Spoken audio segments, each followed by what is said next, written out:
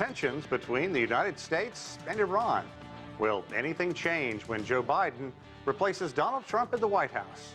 Hi, everyone. I'm Sean Calebs filling in for Auden Naidu, and this is The Heat.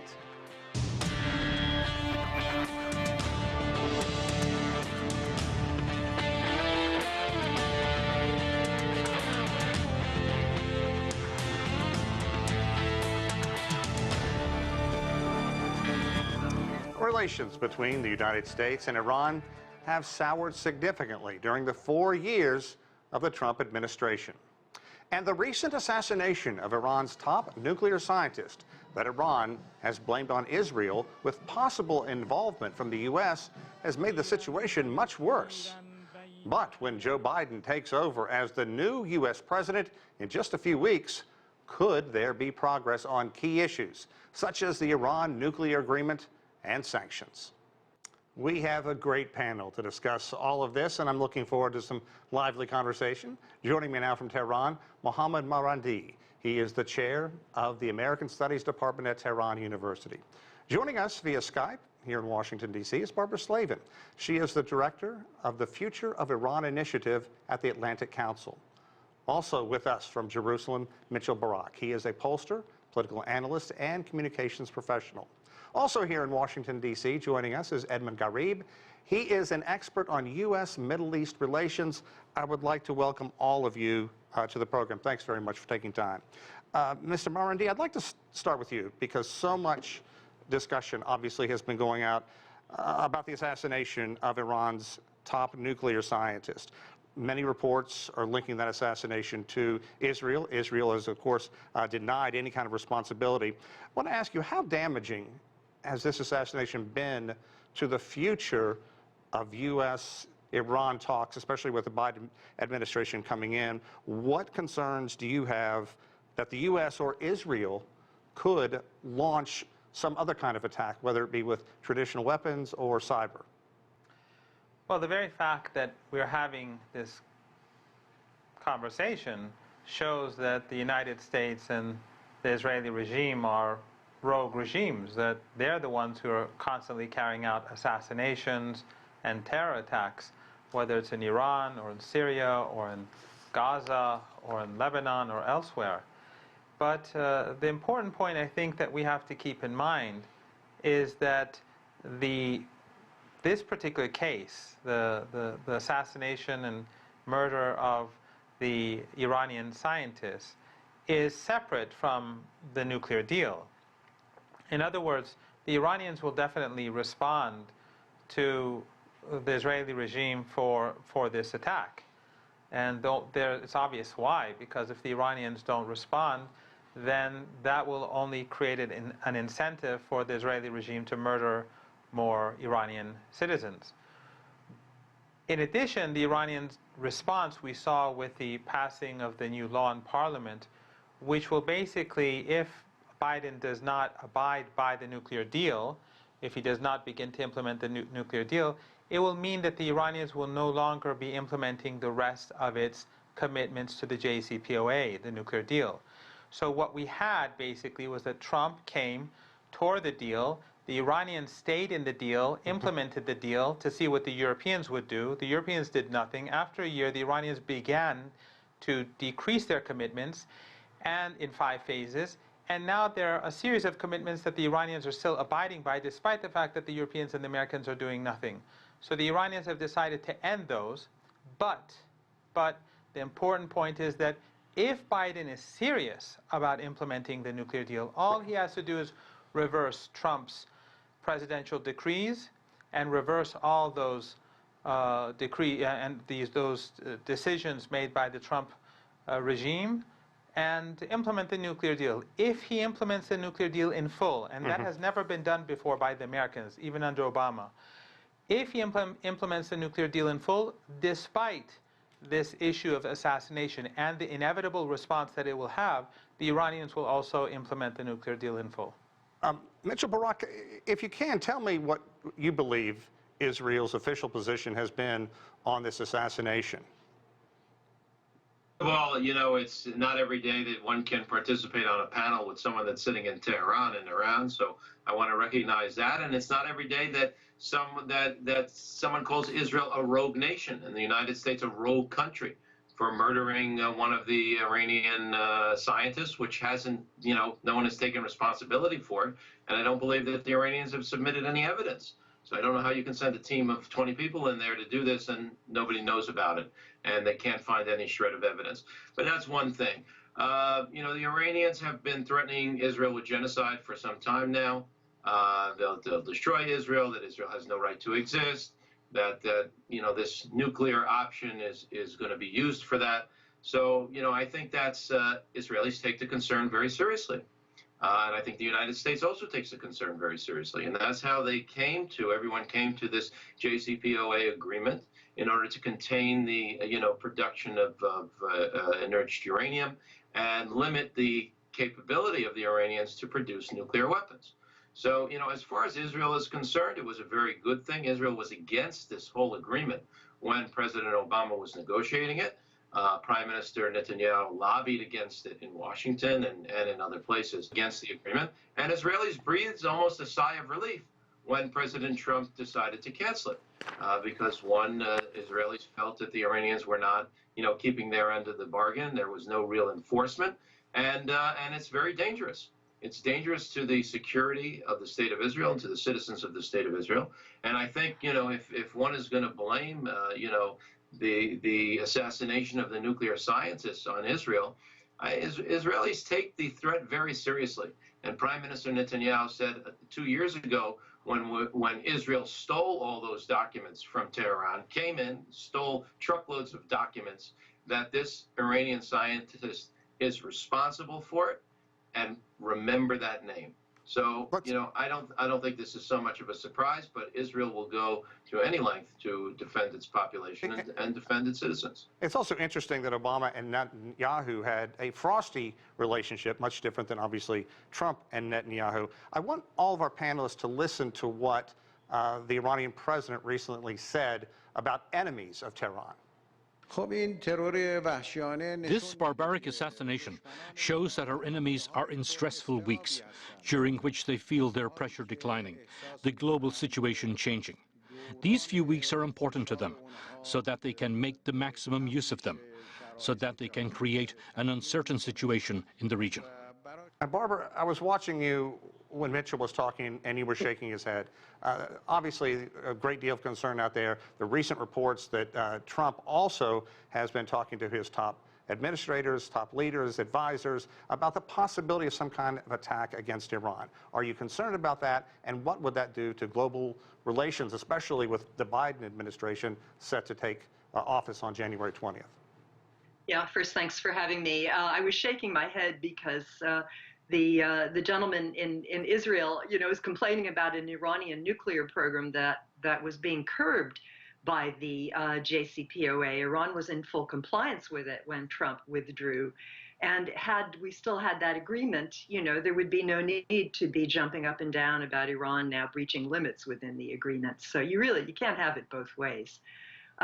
But in terms of concerns about more violence, I mean, the United States has been sending B-52 bombers and aircraft carriers to the region, ostensibly to deter Iran from doing anything and perhaps retaliating for the assassination of Mohsen Fakhrizadeh and other things that have happened in Iran, explosions and whatnot that have been attributed to the Israelis.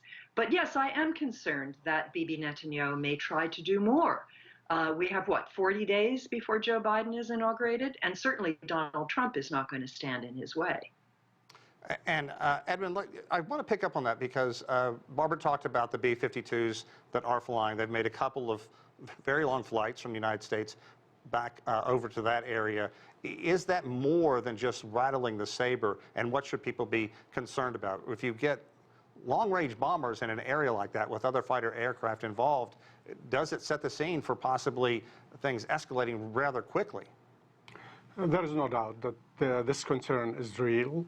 There is a chance many people in the region are concerned about an escalation, and not only in the region, but even in Washington. There are many who saw this as an attempt by the Israeli leadership to draw the U.S. into a confrontation with Iran before the end of the Trump administration. There are a number of interesting things that have happened, and this is something very unusual. We heard, first of all, from U.S. officials, of course, without mentioning their names. They blamed the Israelis, or U.S. officials told the New York Times that it was an Israeli action, not an American one, or that they did not. There were no contact with the U.S. about this. Whether or not there was contact, that's something else. But that was very interesting. We heard even from someone like Brennan, the former director of the CIA, who described this as a terrorist attack, and it's outside the norm of international law and international behavior. But at the same time, Brennan warned the Iranians not to take actions right now and to wait until to see what the new administration is going to do. I think the new administration as well has been sending messages, as well as the Iranians. First, the Iranians, as Mr. Marandi mentioned, that he also sort of tried to put a distance between the attack and the assassination of the Iranian nuclear scientist and the agreement, 5+1 agreement with the international community, basically with the 5+1. So that was also the President Rouhani's statement. That was very interesting, that they would like to see. I think we are waiting to see what the Biden administration is going to do. Jake Sullivan has recently mentioned that the agreement was something that kept Iran's nuclear program in a box, and that they would like to see a return to the agreement, and then perhaps talk about a new agreement, 5+1, or JCPOA with plus, which would focus on issues dealing with the ballistic missiles, Iran's nuclear regional role, and it's also perhaps a lengthening of the period for inspections. So basically, it seems that the Biden administration is very much interested in pursuing a more realistic policy in between the interventionists, both in the Democratic Party and the neoliberals and the neoconservatives as well, and between also those who, the progressive wing within the Democratic Party, which has been calling recently for respecting the agreement. There were letters that were sent to members of Congress recently by various progressive organizations, including Jewish American organizations, saying that there should be a return to the agreement, that sanctions should be lifted, especially on humanitarian. Yeah, I'd like to pick up on that and get Mr. Marandi's take on this, and I want to read this too, because I don't want to get this wrong. Joe Biden says he wants to re-enter the Iran nuclear deal signed in 2015, but with Iran returning to full compliance, with a likely opposition from many in Congress and from Israel, and now the outrage, obviously, over the killing of the nuclear scientist. Where do you see this going, Mr.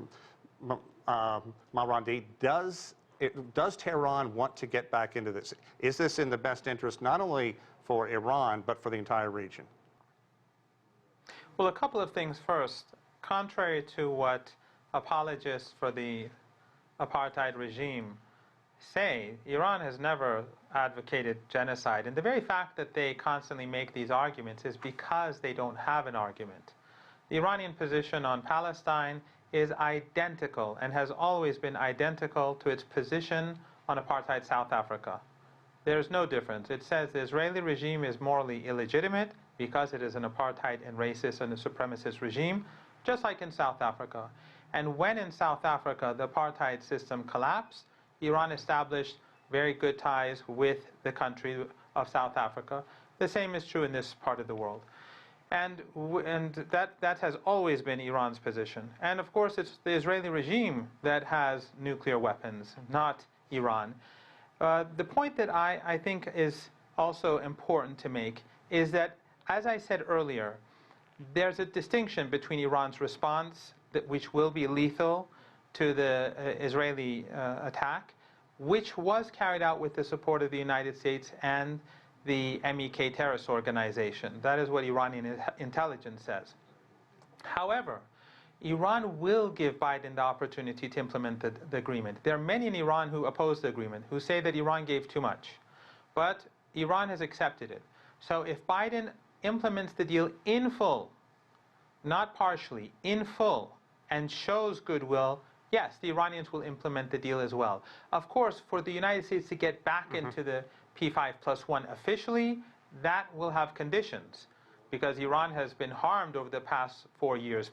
Women and children have died because of the brutal sanctions and immoral sanctions that Trump has imposed. But if Biden is sincere, and there's a lot of skepticism in Tehran, if he is sincere about implementing the deal, the Iranians will implement it as well. Mitchell, a lot to take in there, and I don't want to lose sight of what you said earlier. That it's, I mean, it's almost comical. I don't know which apartheid regime he's talking about. I was in the Knesset last week, and 15 out of 120 members of Knesset are Israeli Arabs. There are about 1.5 million people in this country. I'm not exactly sure what apartheid regime he's talking about, because you have a Supreme Court justice who's Israeli Arab, you have a police superintendent. So I'm not sure what that is, and I also have to take offense with the Iranian president, calling the assassination barbaric. From what I saw in media reports, the scientist's wife was sitting next to him in the car, but yet she was unharmed. Okay, It doesn't seem so barbaric. I mean, you know, you could say that maybe he did deserve to die, but at least innocent civilians. Gentlemen, if I can move on just a bit, I want to talk more about the Iran nuclear deal. And obviously, the Netanyahu-Trump relationship much closer than Obama and Biden beforehand. Where are we going on this?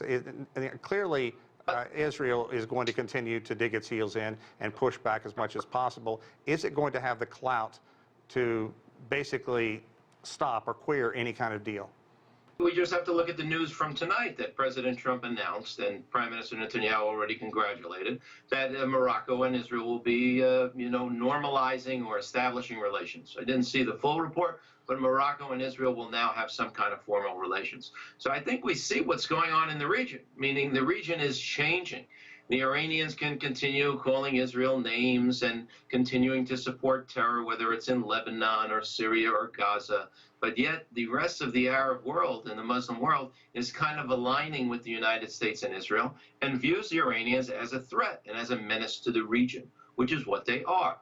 And slowly that is going to close in. And, President Biden is going to come in January, and he's going to be tested not only by the Iranians, he's going to be tested by the Israelis and by the people in America, especially in the security establishment, who really want to take a strong arm against the Iranians, against the nuclear development, and against their support of terror throughout the world. Barbara, the fact is, a lot of Israelis believe the Iranian people deserve better than the leadership they're getting, the authoritarian, totalitarian, oppressive regime that is strangling the Iranian people. Barbara, it's unfortunate. I kind of want to move on just a second, because the political and diplomatic landscape has changed dramatically since 2015. And Iran clearly wants to ramp up uranium production, is also talking about limiting any kind of inspectors coming into the nation if the sanctions are not lifted by February, right after Biden would take office. How do you see this playing out, and can Biden make a new start with Tehran? Can tensions be brought down? Yeah. Well, look, I certainly hope so. And there's a debate going on, saying that Biden should somehow use the leverage provided by Trump's sanctions to squeeze more out of Iran. I don't think that's possible. Frankly, there's a short window for a return to mutual compliance on both sides. Mr. Morandi didn't mention, but Iran has presidential elections in June of next year, and Mr. Rouhani will be replaced most likely by someone who's a little bit harder for the West and the United States in particular to deal with. If we start reopening this worms that is the JCPOA, we'll never get another deal quickly. So I think the best idea is a quick return to compliance on all sides, and then there can be talks about other issues. And frankly, I'm relieved to hear from Mr. Morandi, who has a bit of a hardline reputation himself, that he would accept and support a quick return to the JCPOA on the part of Joe Biden. As for Bibi Netanyahu, his relationship with Joe Biden will not be what it was with Donald Trump. And I don't think, I mean, Israel is still a democracy in many ways, but even in Israel, I think the Bibi policies are a bit controversial these days. We may see some changes there too. Edmund, there are so many wild cards also out there, and we have to consider how other nations, such as Saudi Arabia and others in the Arab world, view the United States possibly returning to the nuclear deal. Is there going to be resistance? What do you see moving forward? Is there a way to basically circle the wagons? Clearly, there are people in the region who are very much opposed. There are people in the Gulf, people in other parts of the Middle East are concerned about Iran's regional role, about its interference as it's described in the internal affairs of some of the other states. These countries, along with Israel, they have an interest in seeing the United States taking a tough line on Iran, and but they probably prefer to see either more pressure, more hardline policy when it comes to sanctions on Iran, and they want to see a change in Iranian behavior. At the same time, I think there are also significant changes taking place in the region. I think there are people also who are becoming concerned about the dangers of a new confrontation in the region and its implications. The region has witnessed very tough, very difficult crises, the Iraq War, three different, the war on terror, the war in Afghanistan. People want to avoid that. People in the United States also. This administration, coming administration, even to a certain extent the Trump administration, do not want to see new wars in the region, primarily because there is other concerns. There are more immediate concerns. The U.S., just 1 second, please. Sure. And this is the idea that the United States, any government coming to power, basically is going to be focusing on the issue of COVID-19. Exactly. They're going to be focusing on the economy. They're going to be focusing on reunifying the American people, building the infrastructure. These are issues that I think the Biden's advisors are very much aware of, and so the Biden administration will be under pressure from the progressives who want to do more and return to the agreement. At the same time, there will be the hardliners also in the U.S. and abroad who want to see pressure on Biden. I think Biden will return to the agreement and will try to enter into negotiations to strengthen it later on. You know, and Mr. Brandi, we can't lose sight of what these sanctions are. To some people, they may be kind of academic, but I saw a story by another network about people suffering from COVID-19, and no matter the politics of anything, it's difficult to see aged people suffering like this. Now, Iran has made it clear that if it would return to compliance, if the administration lifts all the sanctions. Walk me through where you think that is heading, and just how dire do you think the situation is in Iran right now? Well, when you have a mentality when murdering a person beside his wife is considered to be humane, then that society is deeply diseased. There's a big problem. And that is, of course, the mentality of the regime in Washington as well, where they are targeting ordinary Iranians. The Iranian Ministry of Health has said that the United States is preventing Iran from purchasing vaccines for the COVID virus. At the very beginning, when the virus first broke out in Iran after China, the United States attempted to prevent Iran from importing ventilators as well as masks. Gradually, the Iranians had to produce them itself, and now also Iran is producing its own vaccines, but the Americans are trying to block the imports, the material that they need to import for producing their own vaccines. So more or less what the United States has done is that they've turned the COVID virus into a biological weapon. And this is nothing new for the United States, because I personally survived 2 chemical attacks during the Iran-Iraq War. Those chemical weapons were provided to Saddam Hussein by the Europeans and the United States. They gave him the military intelligence to use it and the political cover. Right. And those people who gave those weapons are still in power. They're in parliament, they're in Congress, they're CEOs of companies. So the Iranians have no illusions about the role that the United States plays. But one thing I think we all have to keep in mind is that Iran withstood 4 years of Trump brutality and the targeting of ordinary people. Iran, there's nothing that Biden can do that the Iranians cannot resist. So it would be smart for Biden to implement the deal in full. As I said earlier, if he implements the deal in full, the Iranians will implement the deal in full as well. Iran will not accept any changes to the deal. We are running out of time, and I really want to get a couple of more questions or in. Its military defense. Okay, I understand. We're running out of time. Just one sentence. I would like to hear. When the United States is constantly threatening Iran, Iran needs a military defense. Okay. Mitchell, you were shaking your head no the entire time that Mr.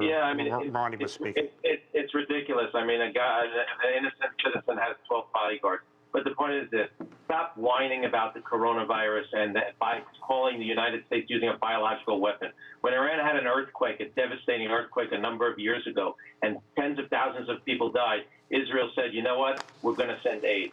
And you know what, we'll even take off our Jewish stars and our flags from it. You know what the Iranians said? We don't want your aid. We'd rather our people die than take your medicines and your supplies and so forth. This is who we're talking about. They don't care about their own nonsense. they don't care about their own people. Obviously, they're willing to let them starve and die so that they can prove a political point. Bring a so serious guest. More uranium. Okay. This is ridiculous. The man from gentlemen, Tehran is absolutely ridiculous. His preposterous claims of apartheid and biological weapons. Okay, I think you've covered that ground. Let's kind of move on. Barbara, a legitimate conversation. Okay, Barbara. I survived chemical weapons. There's nothing. Gentlemen, I think we've made those points. I appreciate deny about that. Gentlemen, please. Last word to Barbara, if I can, please.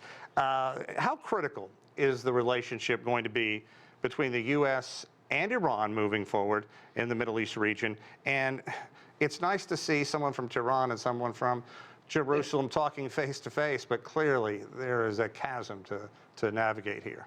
Well, I think you've just had a great demonstration of why it's going to be very difficult for the United States and Iran to have a normal relationship anytime soon. Not until the issue of Israel is somehow resolved. I mean, I would like Iran to stop its harsh rhetoric and support for groups that threaten Israel, and I would like Israel to stop assassinating Iranian citizens and blowing up Iranian infrastructure.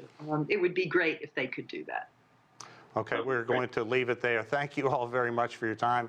That does it for this edition of The Heat. Again, I'm Sean Calebs, filling in today for Anand Naidu. I want to thank all of you for joining us.